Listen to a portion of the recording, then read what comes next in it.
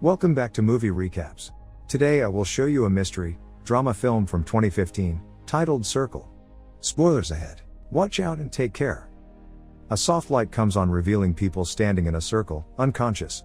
Suddenly, a young woman wakes up. She calls out, but no one answers. She tries to move in front of herself, but a buzzer rings. She sees that she's standing on a red circle. She tries to move behind, but the buzzer rings again. She tries to touch the soldier next to her, but the buzzer rings for that too. There's a circle glowing on her hand. A man from the other side of the room tells her to stop moving. He says they can see us. She asks questions he can only guess the answers to. Another woman wakes up, panicked. He tries to calm her, but she moves and a beam of electricity shooting from the middle of the circle of people kills her. Suddenly, the lights come on and everyone wakes. One man dies instantly. The first man tells everyone to stop moving, while a cop is looking for his gun. He tells everyone to stand still and not to touch anyone.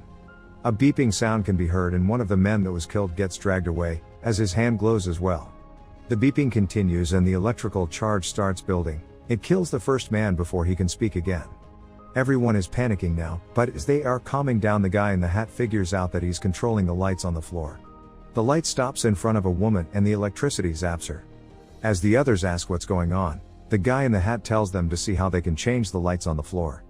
Everyone tries per his instruction and they realize they can only see the light they are controlling. The hat guy says that they are the ones that choose who dies. The beeping starts and another person gets zapped. The beeping starts again as the pregnant woman looks around trying to figure out what is happening. The electricity zaps again and she says that they are actually voting. She says that they're killing off whomever gets the most votes and that they choose by closing their hands. Someone suggests they all vote for the dead one and they all agree, as the beeping is underway. When it stops, someone gets zapped regardless. The next time it beeps, they all try not voting. Suddenly all of the pointer lights come on and someone still gets zapped. The guy in the blue hoodie tells everyone to be quiet and suggests they develop a strategy, so they are able to figure out their situation and stop what's happening to them.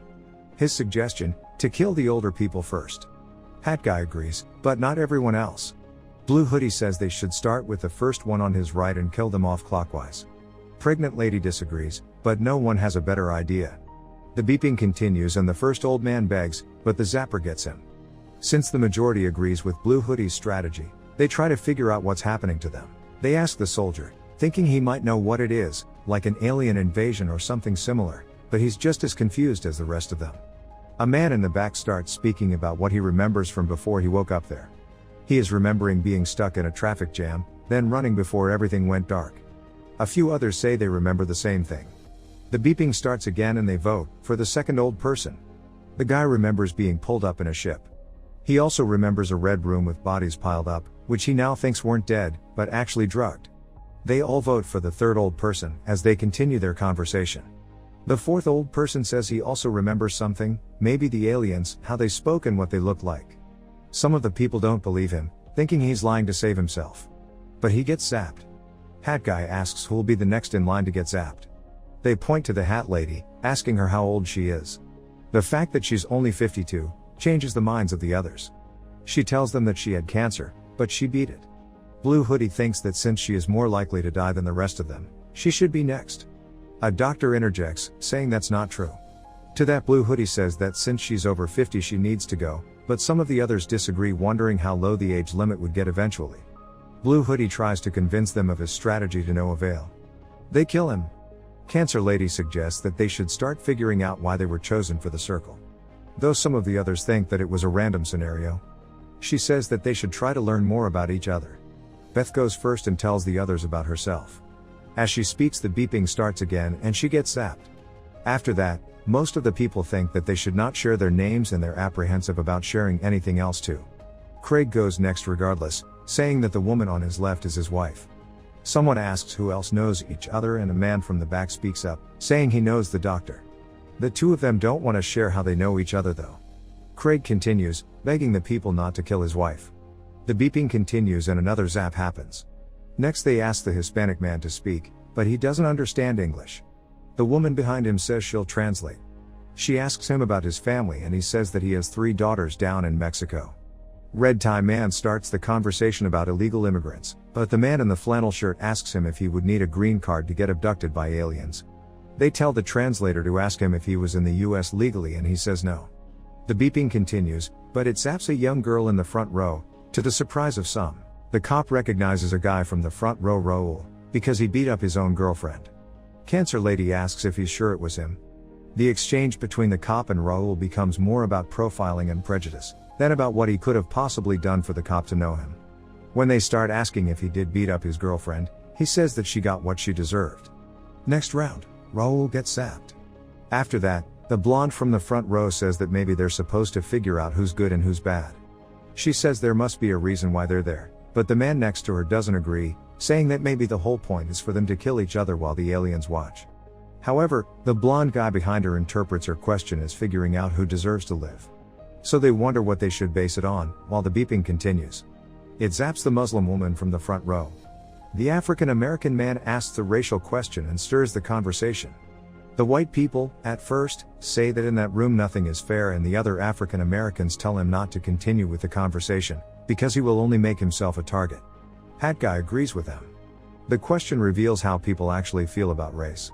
The cop is the next one to speak, revealing his racism and prejudice. The beeper starts, the cop dies. The soldier thinks that they shouldn't talk about their opinions and prejudices, but the African American man disagrees, saying everything should be on the table. The soldier and the translator say that they shouldn't turn on each other and instead try to figure out what is happening to them.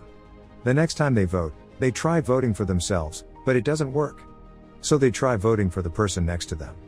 Someone still gets zapped, because somebody made a mistake. They try the same thing again, and the pregnant woman helps the kid next to her. Suddenly, the pregnant girl and a man are chosen, so everyone votes again. The man gets zapped. The guy from the back says he voted for the man, because he saw him voting for the pregnant girl. He says that the way the game was designed, in the end it will get down to the pregnant girl or the kid. To that the blonde guy from the second row replies that if they get rid of them, everyone will have a better chance. The guy in the flannel shirt says that it should be one of them to walk out, but Red Tie disagrees. Cancer Lady says that the pregnant girl counts as two people. The voting begins and it's another tie, between an older woman and a kid. They vote for the lady. The guy from the back and the soldier think that they should protect the two of them, but the man with the glasses wants to know what they're like first. He asks the kid questions when the voting begins and it's another tie, between the pregnant girl and the kid. The guy standing behind them says to kill them both, but he gets zapped instead. Craig suggests they should ask for volunteers. They go around the circle, but no one steps up, until a teenager says he'll volunteer. They argue if they should ask him why he would do it. Eventually he does answer, saying he doesn't want to kill anyone. Flannel shirt says that he's a kid and that it's not fair to let him do it. Red Tie and Glasses Man disagree, so he asks if he's sure. An older gentleman from the back volunteers in his stead, and when the beeping starts, he walks off from his circle. Red Tie and Glasses still insist they should ask for volunteers, but they're not willing to do it themselves. Flannel Guy thinks that everyone except the pregnant girl should step forward. Glasses asks the teenager if he still wants to do it, and after the beeping, he steps out and dies. Next, everyone expects the soldier to volunteer. But he doesn't want to, because he thinks he's sacrificed enough in his life. He wants to get back to his family and meet his kid. Time is running out and they wait for a volunteer. A woman from the back does it, because she's lost her son. The deacon tells her that she will see him again. She says goodbye and walks out of her circle. The man in the black suit antagonizes him, when they find out he's a deacon. They finally reach the religion question. The man in the black suit tells them that they have only one God now, and it's the Zapper. He gets mad and tries to find the other atheists in the circle. The beeping starts and he thinks they'll all choose him. Both him and another girl are chosen. She gets zapped. He continues to antagonize everyone, by asking the blonde next to him if she's a porn star. She says no, but he keeps pushing her and offending her. The next voting round comes up and he dies.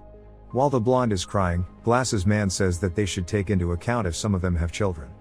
Craig says that him and his wife have a daughter. Glasses thinks that the ones that don't have children should sacrifice themselves. Red Tie Man asks a woman from the back if she has any kids or a husband, but she throws the question back at him. While he's answering, another girl gets zapped. Then the woman tells them about her life and they find out that she's gay. Red Tie is clearly a homophobe and the others take offense to what he's saying, so in the next voting round, he dies. Blonde Guy asks what happens at the end when only two are left. Would they tie?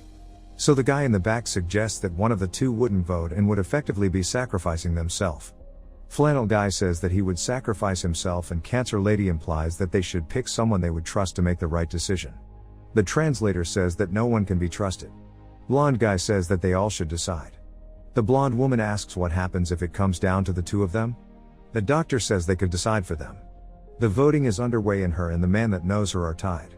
They die together. The blonde guy is convinced that they should decide who out of the two of them should die, but the soldier thinks he's just manipulating everybody to get rid of both the pregnant girl and the kid. Craig asks who would they choose out of the two, then Glasses asks the pregnant girl what she does for work. The others don't think it's a fair question, as he continues explaining that it's important to know who contributes more to society out of them. The translator says that what's important is that she's pregnant. Glasses antagonizes the pregnant girl when another voting round starts and kills Hat Guy.